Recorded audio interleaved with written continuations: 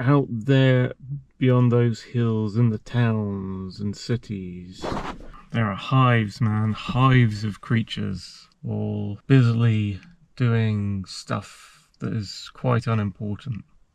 The humans, the normies. We're in the Great Dark Age now, the second Great Dark Ages. It happened after 2020. A shadow crept across the land, one that's not easy for most people to see, because they're all busy looking at what they view to be all these exciting, bright, flashy, style over substance, short, video clips on the internet and pictures and tiny chunks of news and distractions sent down from the government through the media, that nobody is seeing the bigger picture.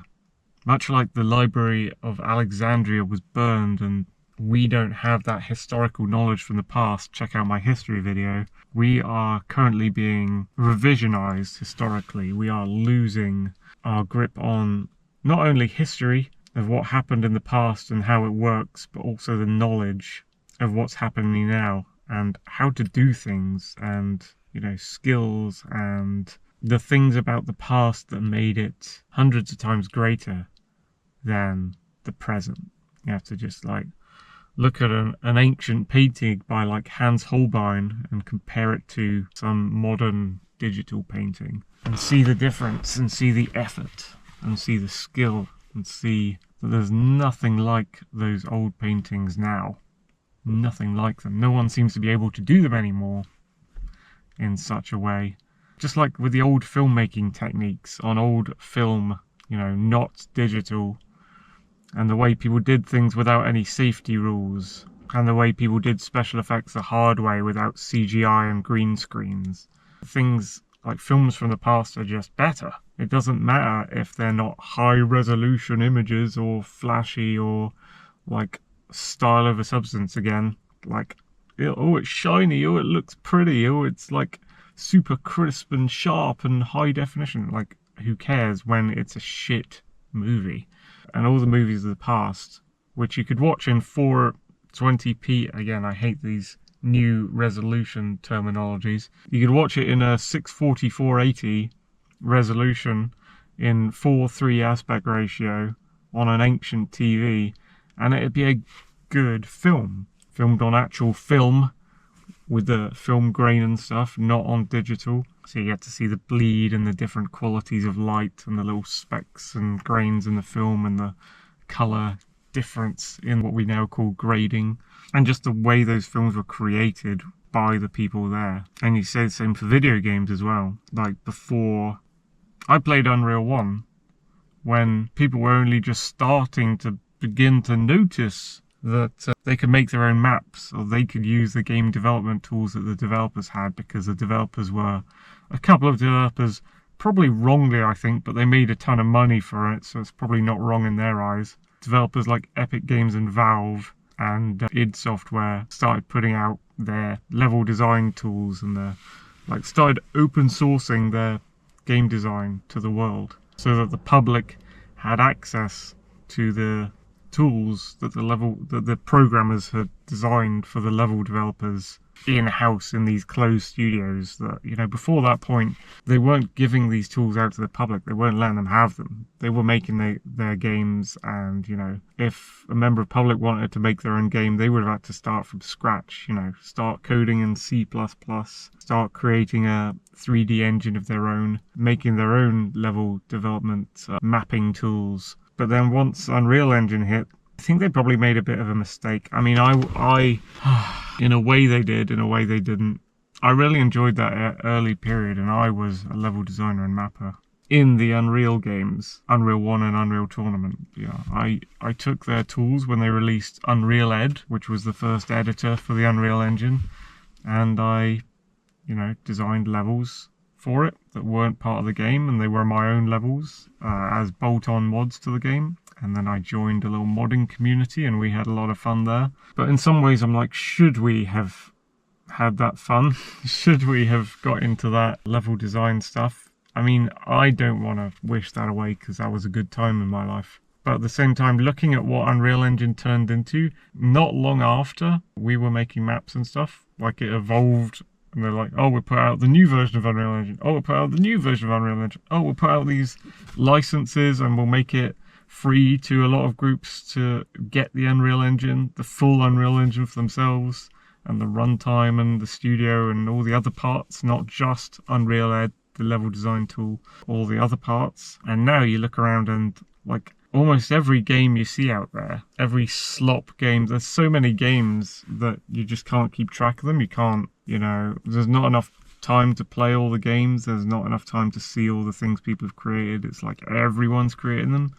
It's no longer just competitive. It's beyond competitive. Like nobody can really get a foothold in unless they're what they call these AAA studios, like basically like game developer elites that have been around for years, putting out their big game from a professional studio, and even they're turning out kind of crap.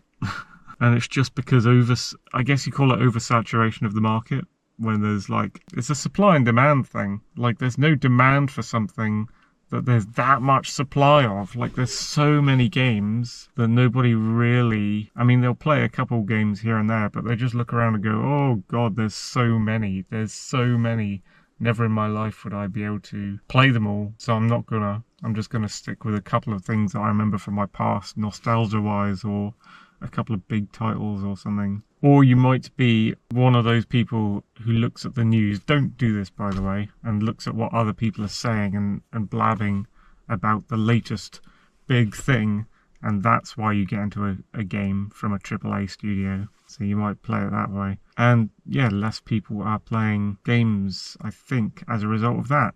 And I thought this way a bit about film for a while. Back when there was Virgin Megastore, which I guess the modern version is HMV, where they sell DVDs. You go into the shop and it's full of DVDs, and just glancing around. It used to be VHS tapes, and then went DVDs, which is my era, looking around at films, and then it went Blu-ray, which I didn't give a shit about. It's like HD version of DVDs. And then it went all digital, which I don't give a shit about. Yeah, you could just go into a physical shop like Virgin Megastore, look around you, and there'd be so much music as well, music CDs and DVDs, that you're just like, I don't know where to get started, I don't know what I want to watch. Isn't there too many of these things anyway in the first place in general? Considering each film is like 1 to 3 hours long, in some cases longer, how the hell am I going to have enough time to view every film there is? I want to be able to view every film that there is in this room,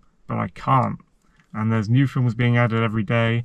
They're like 3 hours long, so it's a bit of a waste of my time. I'm going to be spending all my time in life just sat in front of a screen trying to get through all these films. All these sorts of thoughts enter your head when you go into places like that. Just like, there are too many.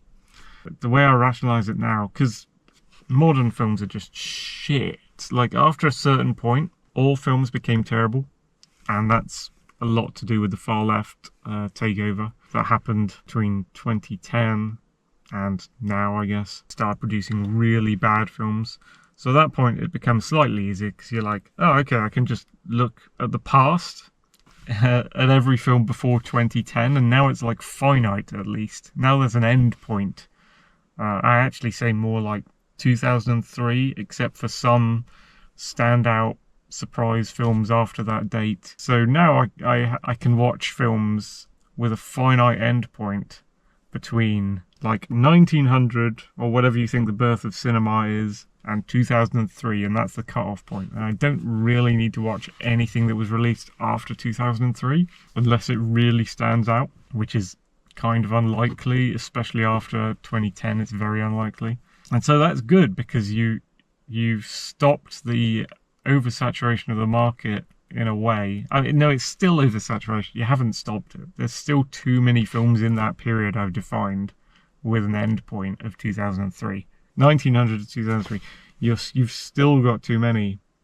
So I think there would, for films to be a worthwhile and ideal thing, like a working system, the system of entertainment for people to watch films that they can watch in their life. Someone needs to, like a mathematician or something, needs to find out what the ideal number of films is that each person can watch in their life and somehow limit that number to the amount of films that there is. So there's only allowed to be, they come up with a number, maybe it's like 350 films. Each person, it's not something you would mandate to everyone, like you're only allowed to watch 350 films in your lifetime and that's it, this is your rationing. I'm not like an authoritarian, like I would never like seek some control like government to mandate 350 films to each person. I'm talking about encouragement, I'm talking about health, I'm talking about how much time you have. Time is valuable. How much time healthily would you encourage to people and recommend that they do in their life and that they teach their kids to do in their life? And you come up with a number, and that number is the amount of films. Got to wait for a bus to go by. That number is the amount of films that is healthy, that still gives you enough variety and gives you a lot to talk about and think about and see and work with. The amount of films that a human can take in, given their lifespan and the fact that they need a lot of other hours in their life to do other things. And then you could come up with a number to limit the amount of games. And what else were we talking about? The amount of things that people can take in. The amount of news that someone can see. Again, where news comes from is another huge topic. I could probably do a video on that. News shouldn't come from the mainstream media, in my opinion. News should come from the people. And so that's like how much, I guess we're talking about information oversaturation. Overwhelming, the overwhelmance concept. The way a human can get fucking overwhelmed by too much of everything that they can't do anything. I seek to stop that. And that is helped by localism. That is helped by reducing everything each human has to a simple way of life. Reducing the amount of things that each human has. Jogger. So limit the amount of news intake that someone has over their lifetime. Just limit everything. Find out every kind of thing that there is in a human's life at the basic level. And that's probably something you could debate is either possible or impossible to do. But find out every category of thing that a human intakes in their lifetime. Don't mandate a ration to them, but give a healthy framework that says, like, you could limit each of these things you intake. Like the amount of like exes people have sometimes, the amount of people you fall in love with and then they break up. You shouldn't be breaking up with people so often. It's so unhealthy. So the amount of films you have, the amount of games you have, the amount of news you intake, the amount of like girlfriends you date or boyfriends you date in your life. Let me see, the amount of, what else? We were talking about something at the start of this video, which has skipped past my mind. It goes along with the news thing, right? We're talking about the Great Dark Ages. History. The amount of history, you can't know all of human history. So the amount of historical beats that it is important for us to know from the past. What happened in the past, that are the lessons that we should learn, that are the most important things that we should know from the past because they teach a lesson about the future. Something went wrong that happened in the past and everyone knows about it, it's well documented, and it tells you, it's a story that tells you about the future. And then there's like books and music, the amount of pieces of music you should have in your lifetime to listen to, the amount of stories or books that you should read in your life, because at some point you read so many stories and books that it just becomes convoluted and blurred in your mind, and there's too many in your brain for you to focus on or easily remember. That's another thing, is like with overwhelming your mind with too many things, you start to not be able to remember things. It's kind of, I think that's how the human brain hard drive works. The more things you fill your mind with, the less you're able to remember each one of those things. And that's like having friends. Like if you say you have 200 friends, you see these people on Facebook with 200 plus friends. Can you say you really have friends? Whereas me, like, I need small circles of friends because then I can devote all my time to each of them a lot better. So if I have like 5 friends and that's it for my life, I'd be happy. I'll always get to see them.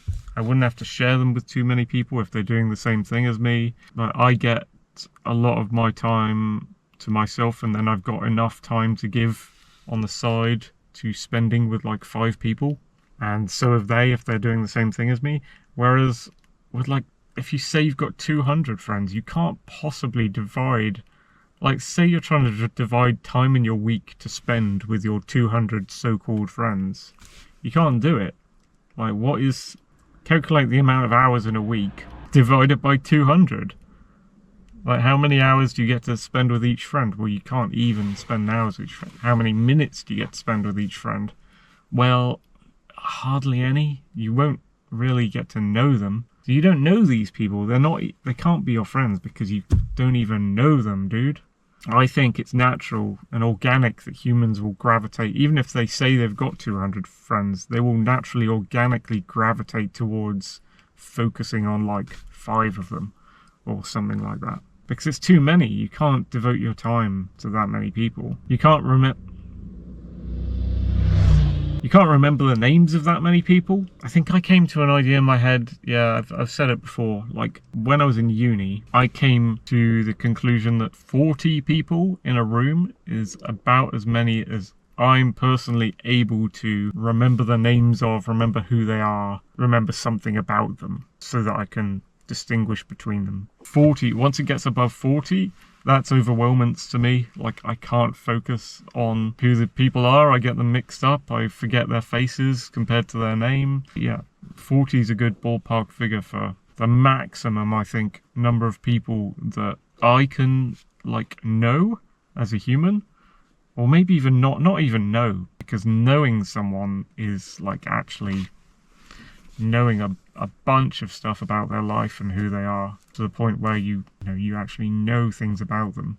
You don't get many people in your life who you actually know, I think. That might be, again, like 5 to 10 people or something. But yeah, anything under 40 people in a room, I'd be able to at least remember their name and attach it to their face and remember like one thing about each one. And then once you get above that, I start to notice, like, I start getting people mixed up. I start not remembering names. I start not remembering faces.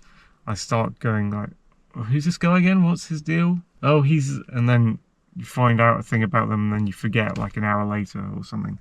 Because there's just too many other people to focus on. So yeah, limit the amount of friends each person has to stop overwhelmance. Limit the amount of everything people have to a certain number. Like, it's a job, a task for, like, what would you say, a social mathematician. Like, some guy or some bunch of people should be mathematicians who put their effort into something useful, which is like working out a healthy guide, non-mandated, non-compulsory, but a healthy guide for future people, for them and the teaching of their kids, to get us out of the fucking dark ages. Like, how many things of each category of thing is a helpful amount of things that we limit ourselves to in life to take in, so that we're not just overwhelmed and losing our fucking minds over not being able to focus on things and not knowing things anymore.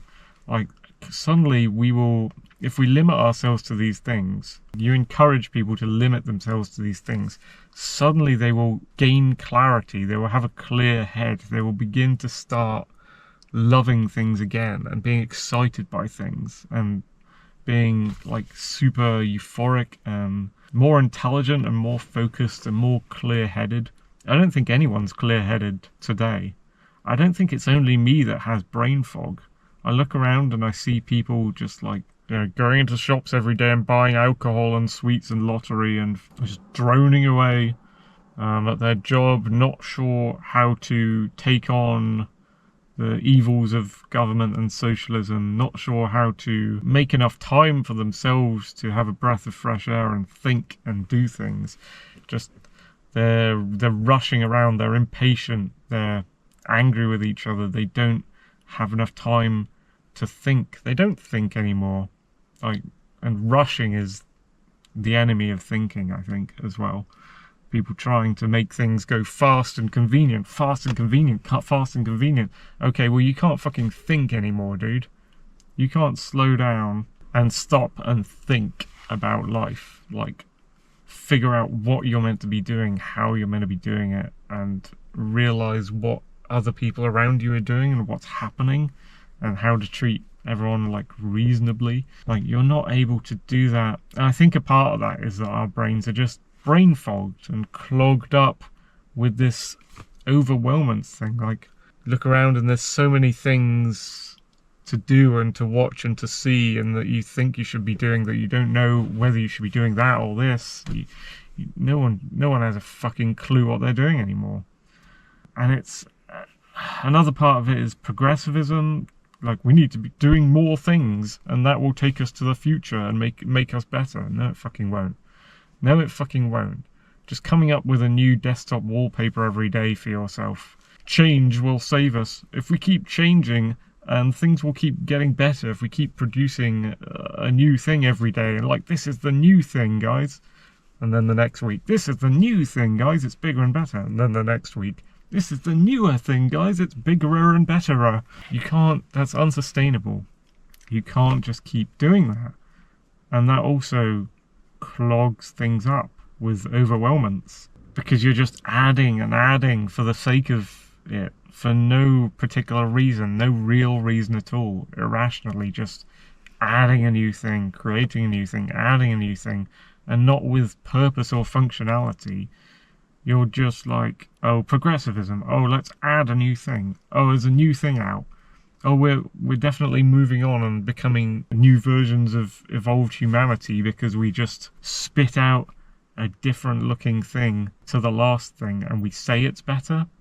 Like, if you create something new and you just say it's better than something that was out in the old times, that's just your opinion, you know, it's not factually correct, you know. Like the digital painting versus the Hans Holbein painting. Who's to say whether that digital painting is progressive in the sense of advancing us, is better than the old Hans Holbein painting, which took more skill and time and didn't have those given set tools handed to you by someone else to start with. You had to start from the ground up to do it. We're being fed these lies that the big new shiny thing is the better thing and that it's moving humanity along, and that's progressivism, where that's not true at all, and it's actually regressive. You're making things worse as we go along. Yeah, and that's the overwhelmance thing. I guess this video's subject is overwhelmance. I think maybe that's a word I've invented, but overwhelmingness, being overwhelmed, being oversaturated, having too many things, and how that feeds into what I like to call the era we're in now after 2020, the second great dark age, where there's a shadow over the land and people are beginning to forget things and not know anything. And there are great bits of fiction here and there, like the end of The War in the Air by H.G. Wells. I read that to you in my audiobook on the channel, and I think there's a good bit in the Time Machine movie.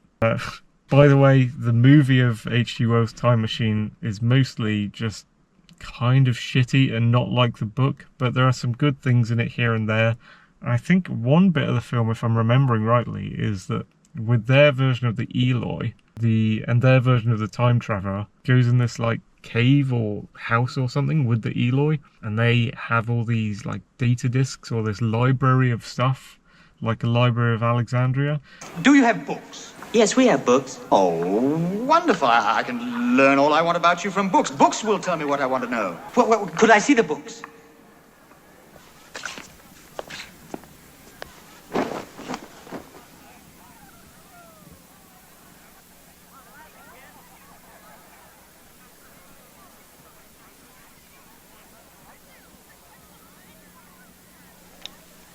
Yes, they do tell me all about you.